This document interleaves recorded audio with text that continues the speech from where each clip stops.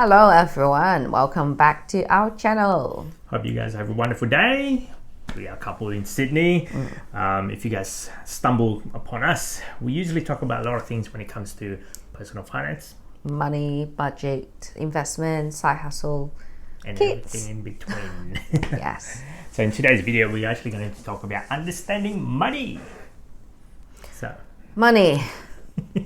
What's money? let's go about, you probably know the basic concept of money, but Yeah. understanding how money works is probably the hardest thing for everyone. Yes. I didn't learn it until I was like No one teach you. No, I don't know now Early about 20s. the school education. If anyone is talking about that, I just remember no one No one teach teaches you us. except your parents. That's it. So- Or you learn it yourself when you're older. Yeah, so that becomes, I guess, my fascination about how can we improve ourselves. Yeah. And I'm hoping that all of these videos that we've been creating will help anyone out there throughout their journey in order for them to understand money. Yeah, and have a better personal finance situation to get out of debt or increase their income or to achieve FIRE. That's our ultimate goal. So I guess this video is a little bit of the basic of it, Yep. understanding the ins and out of it. So first of all, let's talk about income. Yep, so Okay. there are two ways of income that we count. Yep. One is the direct income that you use your time or your laborious cost Yeah. to make your money. So, for example, working in a job. So you are somehow some jobs out there anyway. Yep, They pay you based on an hourly rate. Your Yep. skill set equivalent to this dollar figure per hour. yes. Um, Some of them by commission, Yeah. for example, sales. Based on commission, Yeah. the harder you work, the higher money you will make. and some of them is only commission only, so they only pay you based on the result that you're driven Yes, on whatever on your work. project it is. Yes, Yeah? So that's the direct. So no matter what, you're still trading time for money. and there is a cap in that because a person only can work so many hours a day or Yeah. a week. You Yeah. can't work 24 hours in 7 days. So there is cap amount that you could earn, and Yeah.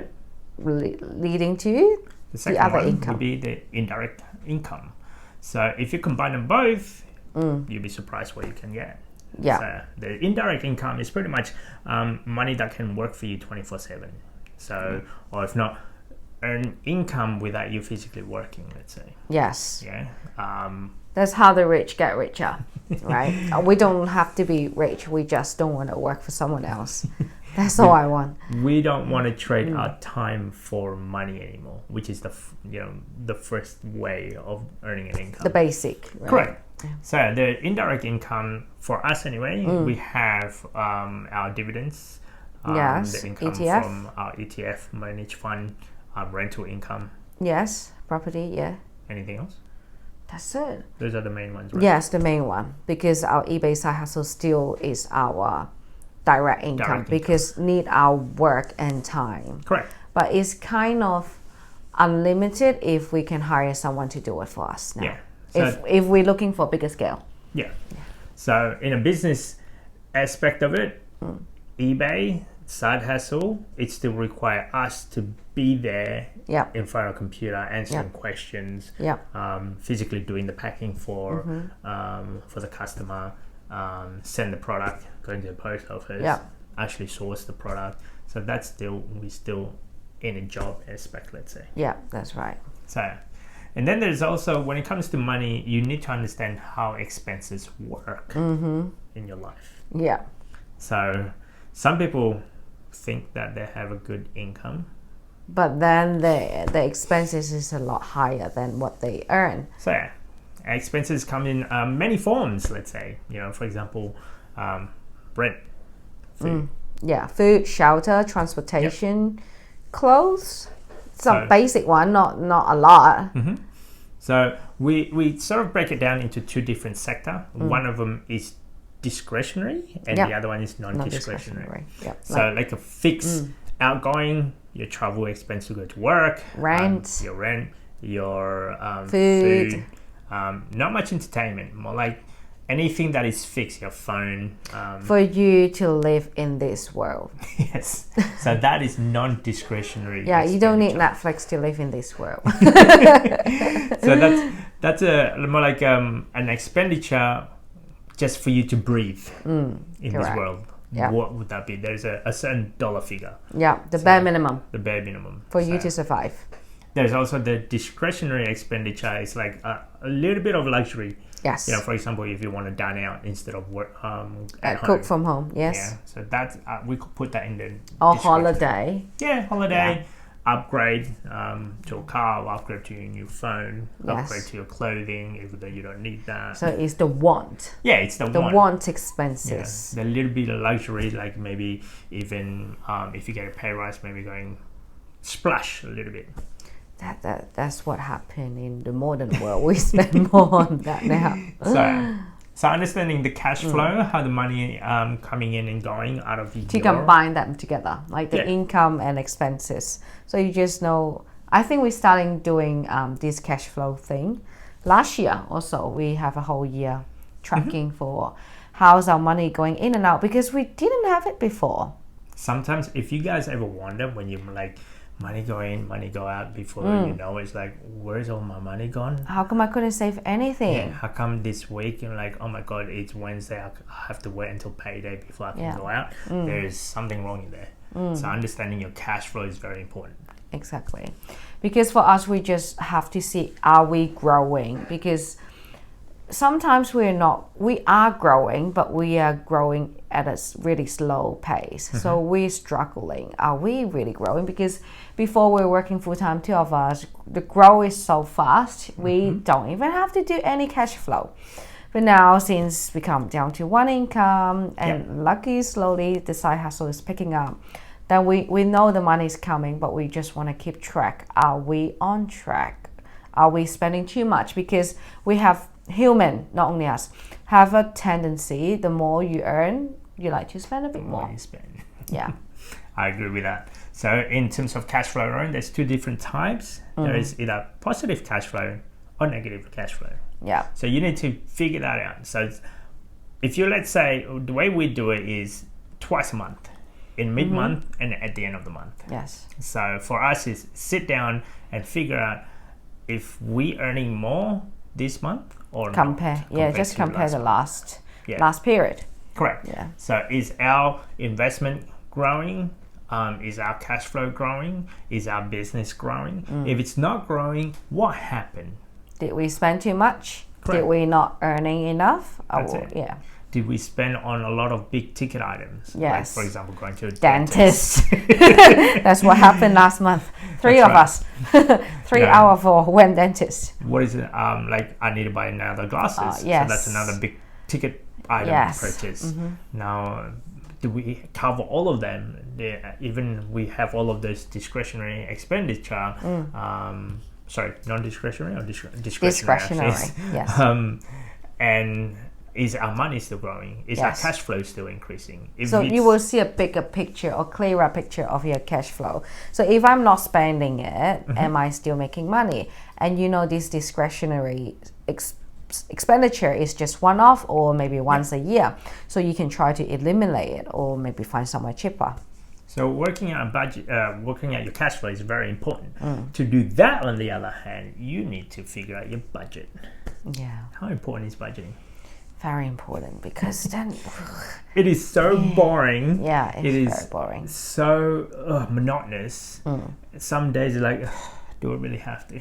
But you really do have to. You don't have to do it to dollar. You can just do an approximate figure. That's how we normally do it. Yeah. So you will get used to it. You know how much is your living expenses, and you know your basic, and then see how much I can spend on food. For example, nowadays we earn a bit more, so I can spend a little bit more on food. I'm not buying takeaway. I'm just buying better food, better quality food, and cook from home. Still pretty cheap. So if you have a positive cash flow, it's a good thing. But if you have negative cash flow, you need to work something out. There's yes, a negative cash flow, which means your expenses is higher than your income. Positive cash flow, which means the other way around. So your income can cover all your expenses and have a bit more. The problem with negative cash flow is how can you get the extra money? Are you using a loan? Are you using credit card? And the problem with that is you have to pay interest on it. When you have to pay interest on something else, then your money go further down. So hopefully this gives you guys an understanding why we go through all of these things to understand money. Yes. It is going to be really daunting the first time you're doing this. Don't get me wrong, I think the first time we sit down, when we kind of first met long time ago, we're sitting down and doing all these long list in Excel. I was like, oh, do I have to do it? Yeah, and it changes all the time. Okay, not that you have to do it once and done. Income change, expenses change, so you have to update your budget all the time. You go along. But you will get used to it.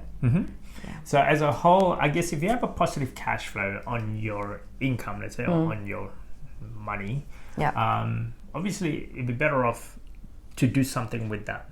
So one of the best way to do that would be try invest something that can generate income with a little bit of interest or so.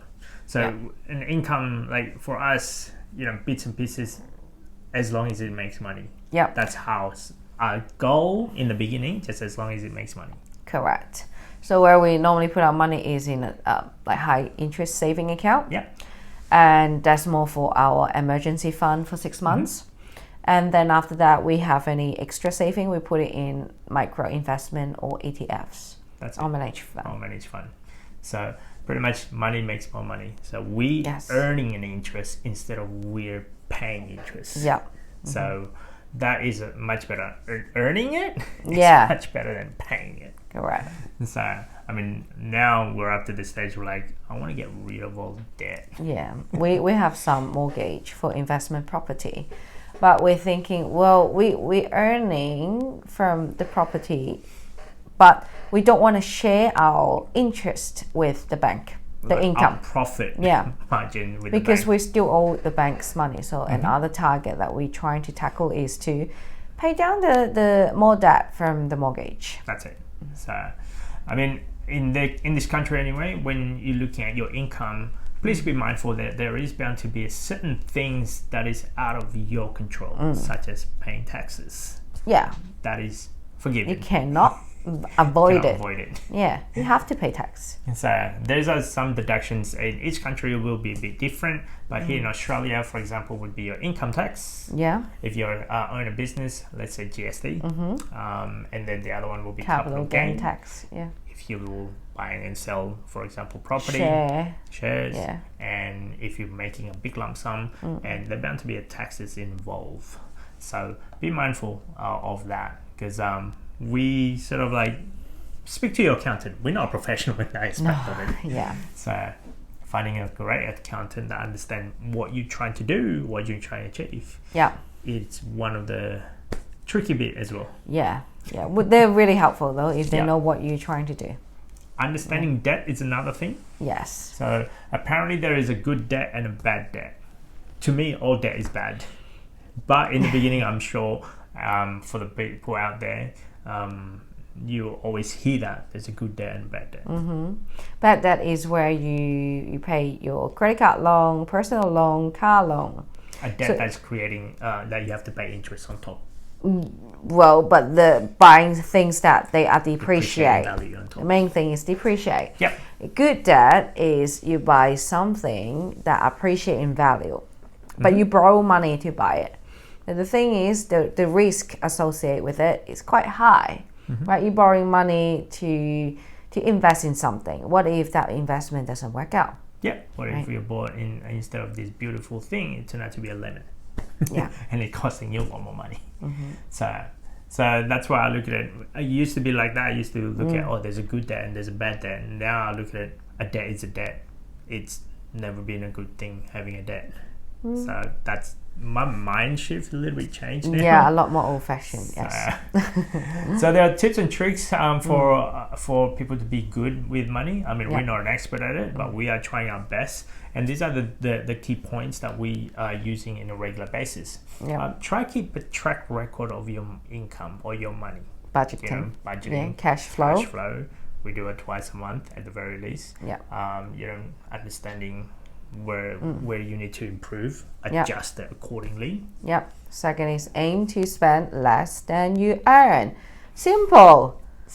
Very simple. So hard to do. I know. Like, just delete all the social media spending thing, unsubscribe. Right.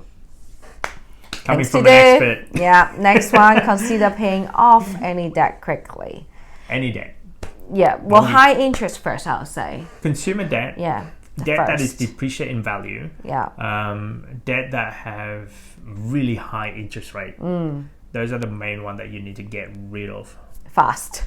And once you already get rid of that, don't go back in. Don't it's a whole new world once you pay them off. It feels a lot lighter not having this commitment to other things. Like our only debt now is only a mortgage, and I'm like, I need to get rid of you as quickly as possible. I know, it wasn't in the conversation a few months ago, and suddenly he want to pay it off.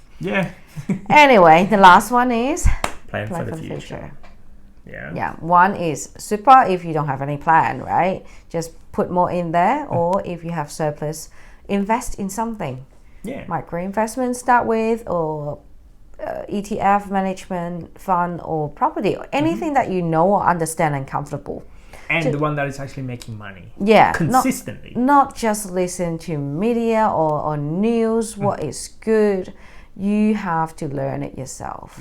No, I mean, a lot of things, I guess what I don't like about the media side of it is like they only show you all the good things. They haven't shown you what happens if it goes down.